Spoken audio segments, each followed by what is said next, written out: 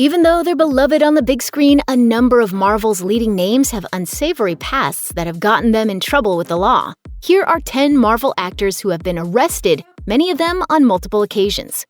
It's known as one of the most famous celebrity mugshots of all time, but as Nick Nolte revealed in 2011, the infamous image that has trailed him for nearly 2 decades wasn't actually a mugshot at all. The actor who was arrested in 2002 for driving under the influence of GHB, or liquid ecstasy, was taken to the hospital for a blood test, which is where a police officer asked if he could take a photo. As Nolte told GQ, "I said, 'Come on, you don't really want to ask that, do you?' After the cop agreed to share any money he made from the shot with his fellow officers, Nolte recalled that he let him shoot the Polaroid. The actor, who appeared in Ang Lee's Hulk in 2003 as Bruce Banner's father David, opened up about the incident in his 2018 memoir, Rebel: My Life Outside the Lines. He revealed that he took GHB prior to going to the gym and that a strong dose made him feel great. He was then driving to an Alcoholics Anonymous meeting when the drug began to take effect, so he turned around. As he wrote, "I was a mess and driving on the Pacific Coast Highway. I'm told 6 drivers called 911 to report a big sedan weaving on the wrong side of the road." Nolte entered rehab, and upon his release, he was sentenced to 3 years probation. Vinnie Jones is no stranger to breaking the law. In 1997, he was arrested and found guilty of assaulting his neighbor Timothy Gear in a late-night fencing dispute. According to Gear's account, Jones put his teeth into the top of his scalp. In 2003, the X-Men The Last Stand actor was arrested at London's Heathrow Airport and later sentenced to 80 hours of community service and £1,100 in fines for assaulting a fellow passenger and making a drunken threat to the flight crew. Then in 2008, Jones was arrested again, this time following a bar brawl at Wiley's Tavern in Sioux Falls, South Dakota. According to a spokeswoman for Sanford USD Medical Center, he suffered a laceration on his head and a nasal injury after being hit in the face with a beer glass. He was treated and then charged with assault and released on bail. In 2009, he claimed that he acted in self-defense, and he was ultimately found not guilty. It seems that Woody Harrelson has a penchant for running away from authority. At the age of 21, when he was caught dancing in the middle of a busy street, he tried to escape from police before being arrested and charged with disturbing the peace. He needn't have worried, as he got away with paying a simple fine. He didn't learn his lesson, though, and in 2002, he tried to run from cops once more. Harrelson, who appeared in a mid-credit scene in 2018's Venom, was in a London taxi after a night out when he reportedly broke an ashtray and a lock, jumped out, hailed another cab, and then sped off. The driver of the damaged vehicle called police, who stopped the getaway vehicle. That's when Harrelson jumped out again and started running. He was eventually stopped and arrested for causing an estimated £300 worth of damage, and he spent the night in a cell before getting out on bail. The incident gave Harrelson the idea for the 2017 film Lost in London, which was broadcast live into theaters. A few years back in London, I had a most unhappy experience, and I decided that I would write a comedy about it. Kelsey Grammer has lived a tragic life, which has included the loss of 3 siblings, substance abuse, and numerous legal troubles. The X-Men actor's first run-in with the law occurred in July 1987, when he was arrested for being under the influence of alcohol and a drug and driving without a license. As a first-time offender, he was given probation, ordered to enter rehab, and told to return to court in October 1988 to prove that he had completed treatment. In April 1988, Grammer was arrested again and found to be in possession of $25 worth of cocaine. After missing 2 arraignment hearings, he was eventually sentenced to rehab and told to return in May 1990 to report his progress. In both cases, not only did he not seek treatment, but he never turned up for his court dates. Finally, an arrest warrant was issued. Grammer was sentenced to 30 days behind bars plus 10 days collecting trash along the highway for violating his probation. He also pleaded no contest to his cocaine possession charges and received 90 days house arrest. I got sort of wrapped up in cocaine for a while and didn't forgive myself. The drama continued in 1996 when Grammer was arrested once again after the car he was driving flipped over. He was taken to a hospital to treat a cut on his forehead and checked himself into rehab a few days later. Meanwhile, California Highway Patrol recommended that he officially be charged with drunk driving.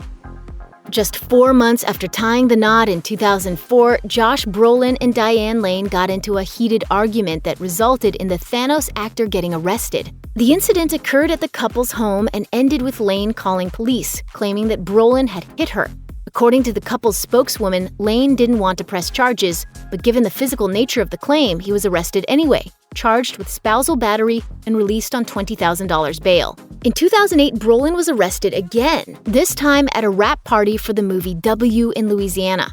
The bash was so raucous that a crew member was arrested for public intoxication. Brolin reportedly tried to intervene and was taken into custody and then released on a $334 bond. Then in 2013, he landed behind bars once again, this time in Santa Monica, California. It was just before midnight on January 1st when he was arrested for public intoxication and held until he sobered up. In one of the darker areas of celebrity arrests, Terrence Howard has a rather frightening history of assaulting women. In 2000, the Iron Man actor was on a flight from Toronto to Cleveland when he grabbed a flight attendant by the wrist and tried to push her after she asked him to return to his seat. Upon landing, he was arrested, but all charges were dropped for lack of jurisdiction. Howard claimed he had been trying to take his daughter to the bathroom. Then in 2001, the actor was arrested for punching his estranged wife, Lori. According to the police report, the couple fought over the phone, and Howard threatened, "Don't disrespect me by hanging up on me or I'll come over and hurt you." Lori called 911, but Howard broke down the door to her house and attacked her. He was charged with simple assault, terroristic threats, harassment, and stalking.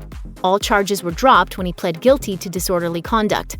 In 2005, Howard took his anger out on strangers, punching a woman in the chest and a man in the face because they were in front of him at a Philadelphia diner and he wanted to be seated first. He was arrested and charged with simple assault and harassment, but again, charges were dropped when he pled guilty to disorderly conduct.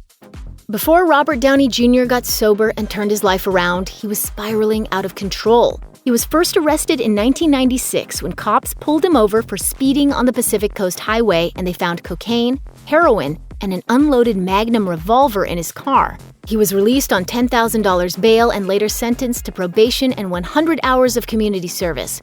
2 weeks later, Downey was arrested for breaking into a neighbor's house and passing out in one of the bedrooms while high.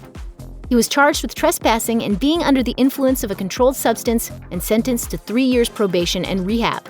Downey wasn't quite ready to get clean at this point, though. After repeatedly skipping out on treatment and missing a court-ordered drug test, he was sentenced to 113 days behind bars at the Los Angeles County Men's Central Jail in 1997. In 1999, his probation violations landed him a sentence of 3 years in a California state prison. He was released in 2000, but the arrests kept coming until 2001. Downey eventually got sober in 2003, and he's since occasionally discussed his past transgressions. And as far as whatever example I could say to anybody else, I think the best thing I can do is just keep the plug in the jug myself and stay out of trouble.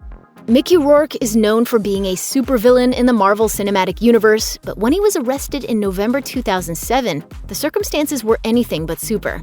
He was taken into custody for driving on a motor scooter while under the influence after he was seen weaving from lane to lane on his Vespa in Miami Beach.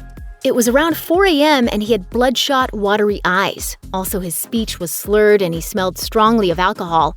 He failed a sobriety test, though the police report noted that he asked, "What the did I do? I'm not drunk. I didn't even drink that much." He was taken into custody and transported to the Miami-Dade Pretrial Detention Center, where he was held on a $1,000 bond. Drunken scootering was hardly the first time Rourke had found himself on the wrong side of the law. He was also charged in 1994 with spousal battery after he had allegedly slapped his 25-year-old wife, Carrie Otis, knocking her down and kicking her.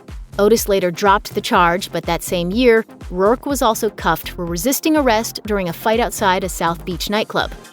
In 2008, Forbes dubbed Wesley Snipes the highest-profile criminal tax target in years after he was sentenced to 3 years behind bars for owing $2.7 million in back taxes. The Blade star, who didn't submit his taxes in 1999, 2000, or 2001, was charged with 3 misdemeanor counts of failing to file tax returns. He filed an appeal, which was denied, and he was ordered to start serving his prison term in 2010. He had a lot to be thankful for, though, as he was acquitted of 5 other much more serious charges, including felony tax fraud and conspiracy charges. During an interview with Larry King in 2010, Snipes indicated that he believed he was being singled out. And the way it's been misreported around the world, I think there's a certain amount of selectivity going on here. Snipes was released from prison in 2013 and placed under house arrest to complete the last 4 months of his sentence. The saga wasn't over, though, as the IRS discovered that he had actually failed to pay taxes between 2001 and 2006 and owed $23.5 million.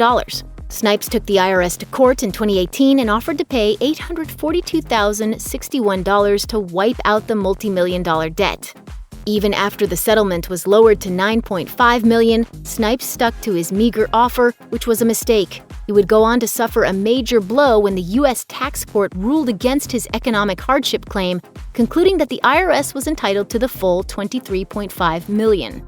Mollie Fitzgerald, who had a small role in Captain America: The First Avenger as one of Howard Stark's assistants, has the most shocking arrest story of all the celebrities on this list. On December 20th, 2019, her mother, Patricia T. Fitzgerald, was found dead with 4 stab wounds in her back. On December 31st, the actress was arrested, charged with the killing, and held in jail on a $500,000 bond. Mollie claimed that she acted in self-defense, saying that her mother lunged at her with the knife. She confessed to hitting her mother with a vacuum cleaner attachment, to biting her, and to stabbing her because she had to. Findings from the autopsy report disputed her claims, however. According to the official report, Patricia's body showed defensive injuries, including bruising around her neck that suggested strangling. There was zero evidence that she had attacked anyone or ever held the knife in question. Mollie told the judge in January 2020 that she would be acting as her own attorney. Check out one of our newest videos right here. Plus, even more Nicki Swift videos about your favorite stars are coming soon.